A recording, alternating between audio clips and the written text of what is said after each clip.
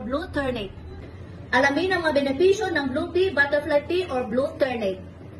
Gawa muna tayo guys ng tea mula sa butterfly tea bago ko sabihin kung ano-ano ang mga benepisyo ng pag-inom nito at least 2 times a day. Pagkatapos natin mahugasan yung bulaklak, lagyan natin ng mainit na tubig. O ayan guys, lagyan natin ng mainit na tubig para mas mapabilis. Pwede natin i-press with spoon. Ayan! Nagiging blue na siya guys. Ang galing. Alam nyo ba, ang dami talagang benepisyo nito na nakakamangha. Pakinggan nyo mamaya. So gagawin muna natin ha. Ayan, so ipapress muna. Pwedeng fresh flowers o kaya yung dried flowers. Kering-keri lang yan.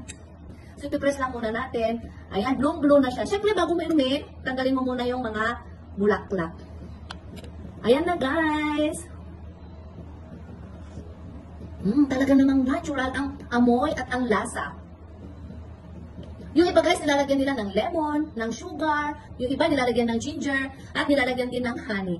Yung iba nilalagyan din ng calamansi, pero ako gusto ko natural. Ang sarap. Kapag uminom ka nito guys, 2 times a day ha, dapat walang laman ang tiyan para mas effective ang kanyang mga benefits. Ang sarap, ang sarap. Gusto ko talagang araw-arawin to. Please watch next video for the benefits. Thank you.